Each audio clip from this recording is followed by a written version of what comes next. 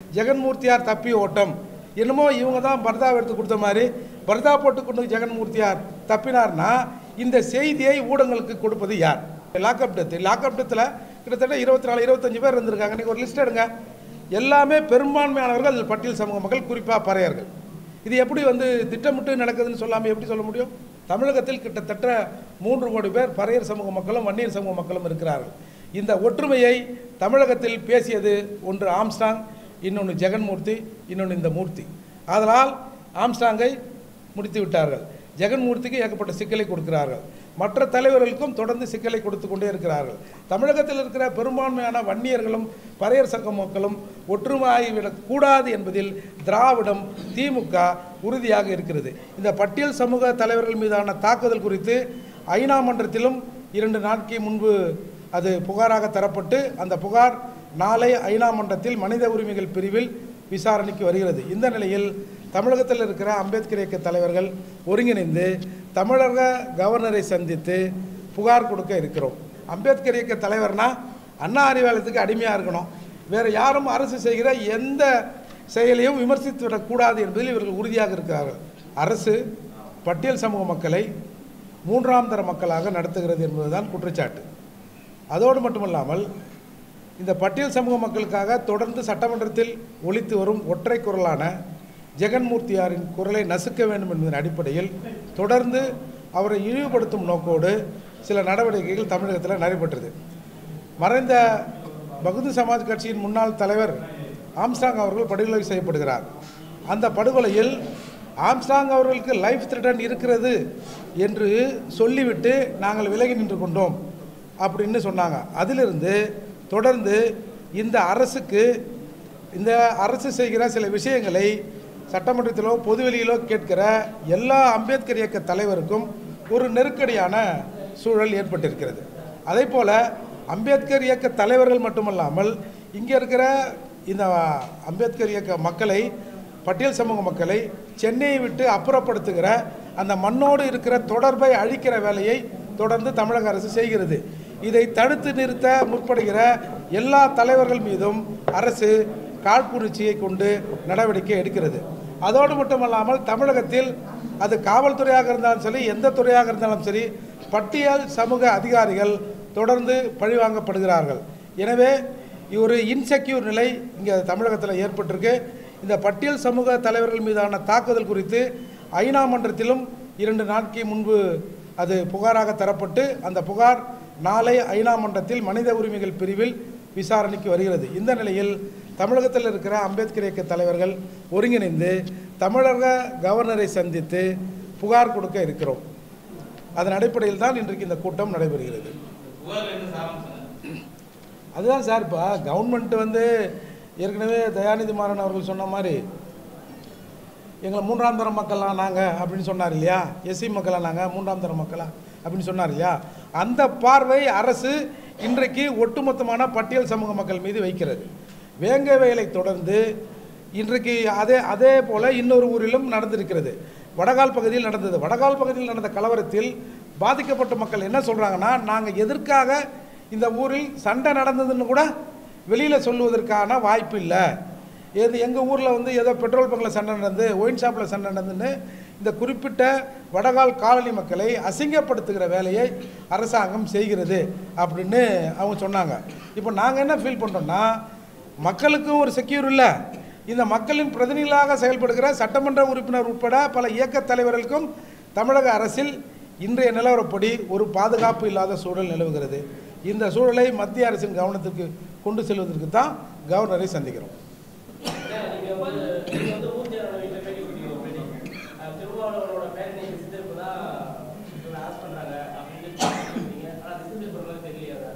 இல்லை, திசை திருப்புறதுன்னா என்ன, பேரணி வழியை திசை திருப்புறாங்களா?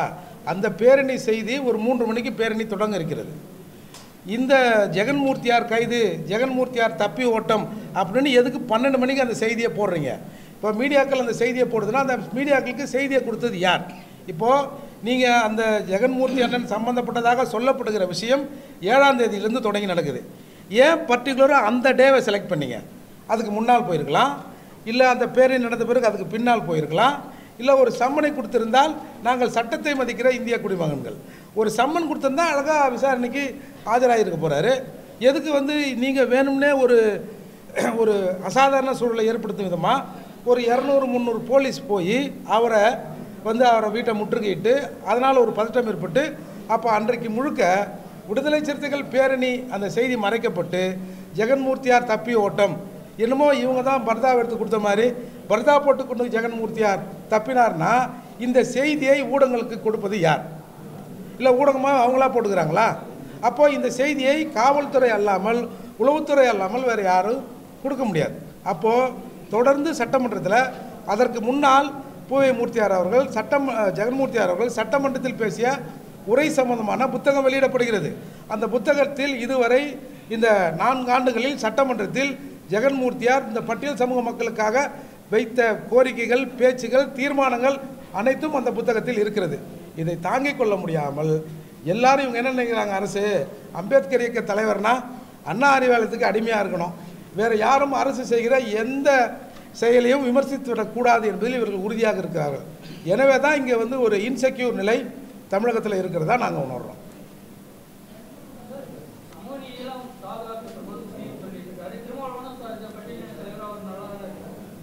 அவர் நல்லா தான் இருக்கார், அவருக்கு ஒன்றும் பிரச்சனை இல்லையா? இப்போ சமூக நீதிங்கிறதுங்க, சமூக நீதினா எங்களுக்கு ஒன்றும் ஸ்பெஷலாக எங்களை யாரும் நாங்கள் சூம்பி இருக்கிறோம், நாங்கள் கீழே இருக்கிறோம், எங்களை பணிந்து பார்க்கலாம் இல்லைங்க.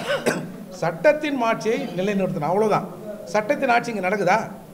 பட்டியல் சமூக மக்கள் மீதான தாக்குதல்கள் தொடர்கிற போது அரசு சரியான நடவடிக்கை எடுக்குதா? இல்லையே. நீங்கள் வேங்கவே இல்லை, 2 வருடம் கடந்து யார் அந்த தண்ணியை குடித்தார்களோ அவர்களே அக்யூஸ் பண்ணுறீங்க. சரி, அக்யூஸ் பண்ணுறீங்க, சரி, நீங்கள் கண்டுபிடிச்சதாகவே வச்சுங்க. நீண்ட நாள் கோரிக்கையான அந்த மக்களின் பட்டாவை நீங்கள் ஒரு 3 பேரை அக்யூஸ் பண்ண பிறகு நீங்கள் குற்றம் சாட்டப்பட்டவர்கள் இந்த குற்றத்தை செய்யலை அப்படின்னு ஊர் மக்கள் போராட்டம் பண்ணுறாங்க.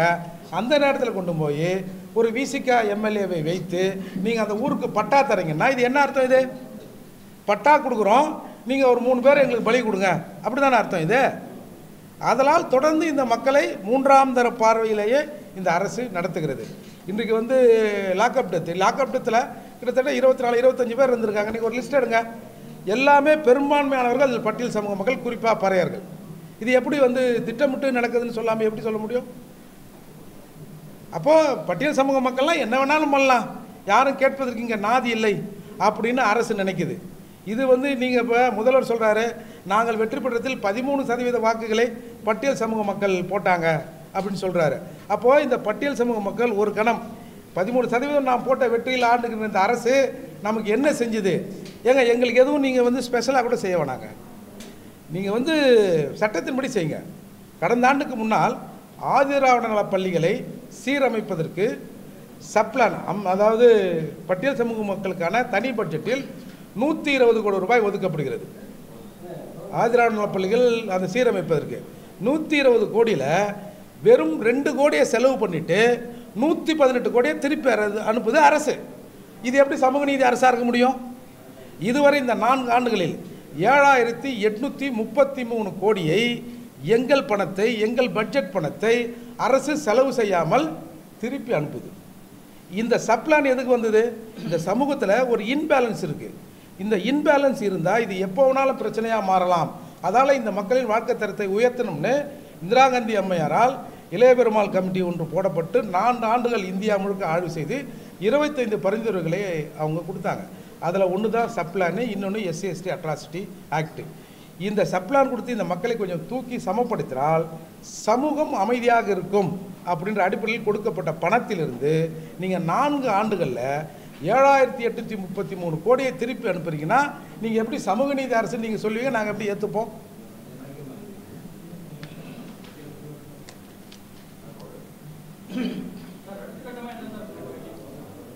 இப்போ கவர்னரை சந்தித்து மனு கொடுக்கலான்னு இருக்கிறோம். ஐநா மன்றத்தில் நாளை இந்த புகார் விசாரணைக்கு வருகிறது. தொடர்ந்து மத்திய அரசுக்கு ஒரு அழுத்தத்தை கொடுத்து தமிழக அரசியல் நிலவுகிற இந்த பட்டியல் சமூக மக்கள் தலைவர்களின் இன்செக்யூர் நிலையை எடுத்து வைக்க உள்ளோம்.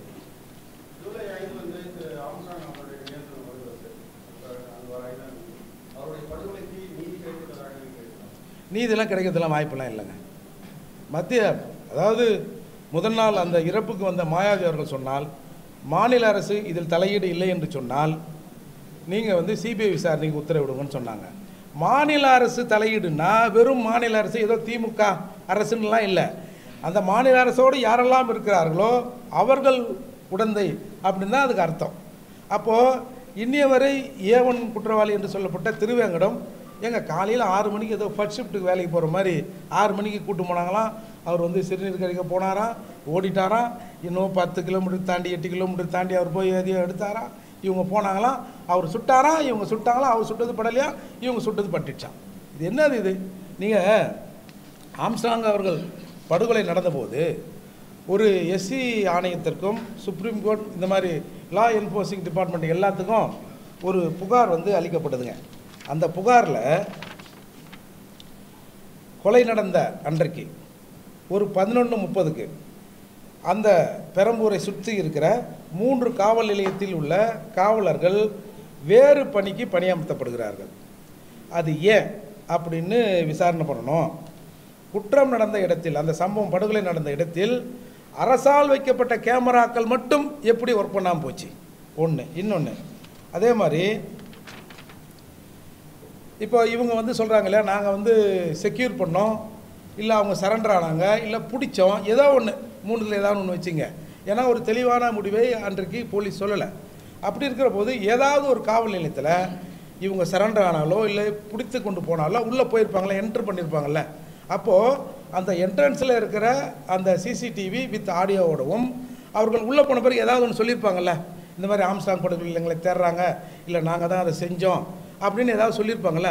அந்த ஆடியோவோடு இருக்கிற ஃபுட்டேஜை செக்யூர் பண்ணி வைக்கணும் அப்படின்னு சொன்னாங்க. இன்னொன்று, இந்த சரண்டராக இல்லை சோகால்டு சரண்டர் என்று சொல்லப்படுகிற அந்த குற்றவாளிகளை, குற்றம் சாட்டப்பட்டவர்களை போலி என்கவுண்டரில் கொலை செய்வதற்கு வாய்ப்பு இருக்கிறது.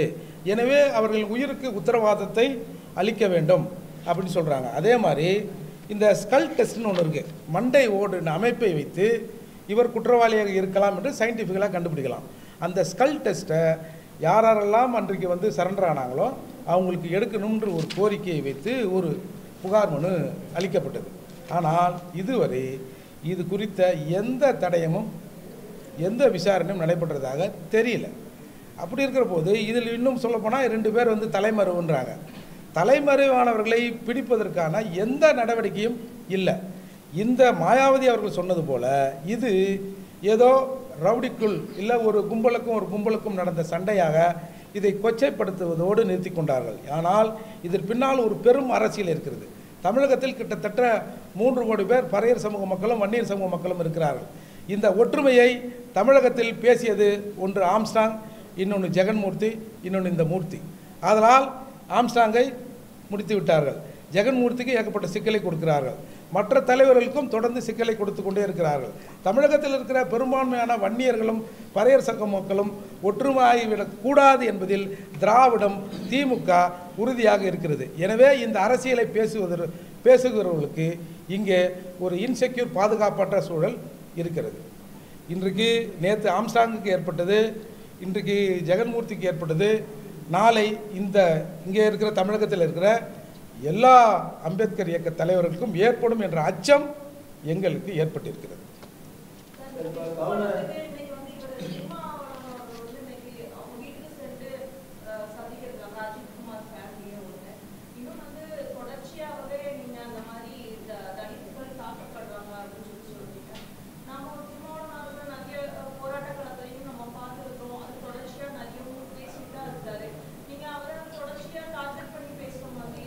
நீங்கள் ஒரு போராட்டம் என்பது எதுக்கு?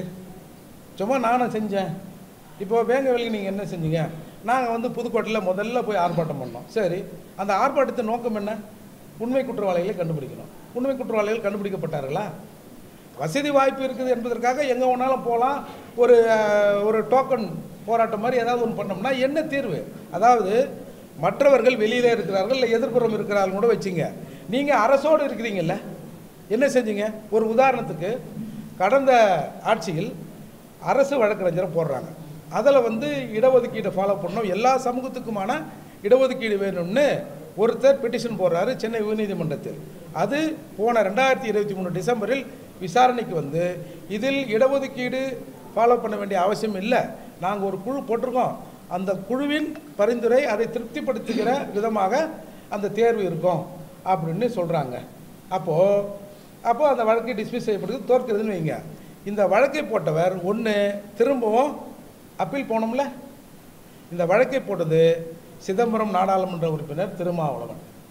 போன தடவை இடஒதுக்கீடு வேணும்னு போடுறீங்க, இந்த தடவை இடஒதுக்கீடுலாம் தர முடியாதுன்னு இவங்க சொன்ன உடனே நீங்கள் பாட்டு ரிவர்ஸ் ஆகுறீங்கன்னா அப்போ என்ன அர்த்தம் இது? சரி, நீங்கள் வழக்கு போட வேணாம். ஐயா, நான் இந்த மாதிரி வழக்கு போட்டேன், நான் வந்து உங்கள் கூட்டணியில் இப்போ ஒரு பெரிய கட்சியாக இருக்கிறேன், அதால் நீங்கள் இதை வந்து கன்சிடர் பண்ணுங்கள் அப்படியா சொல்லணும்ல? சொல்லுங்கள், சொல்லுமா இல்லையாங்க? பத்திரிகையாளர்கள் இந்த விஷயம் சம்பந்தமாக முக்கியமாக அதை பேசுங்க. இன்னைக்கு ஜெகன்மூர்த்தி அவர்களை வந்து தொடர்ச்சியாக அசிங்கப்படுத்தி கேவலப்படுத்தி ஒரு எம்எல்ஏன்னு கூட பார்க்காத பண்ணியிருக்கிறாங்க. அதை கொஞ்சம் முதன்மைப்படுத்தி பண்ணுங்க, நல்லா இருக்கும். அது சம்பந்தமான கேள்வி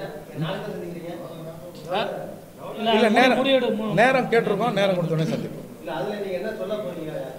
சார், இங்கே வந்துங்க எப்படி இந்த பட்டியல் சமூக மக்கள் மூன்றாம் தர மக்களாக நடத்தப்படுகிறார்களோ அதே போல் பட்டியல் சமூகத்தின் பிரதிநிதியாக சட்டமன்றத்தில் இருப்பவர்கள் கூட மூன்றாம் தர எம்எல்ஏக்களாக இந்த அரசால் நடத்தப்படுகிறார்கள்.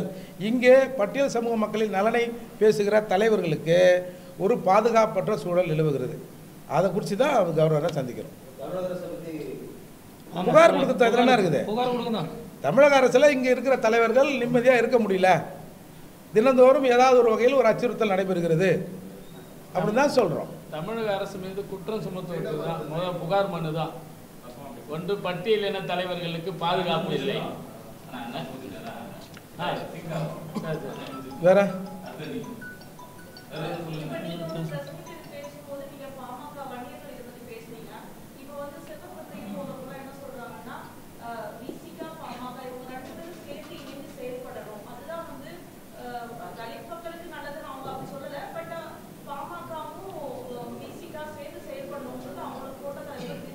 இல்லை,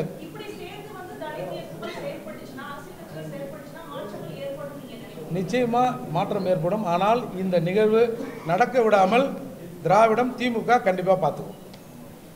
செல்வ பிறந்தங்க ஒன்றும் விசிகா இல்லைல்ல, அவர் அதை சொல்வதற்கு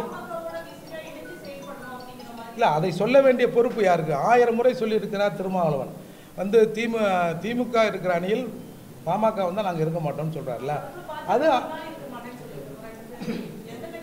ஏற்கனவே இந்த 2 கட்சிகளும் கூட்டணியில் இருந்தவர்கள் தான் இவங்க.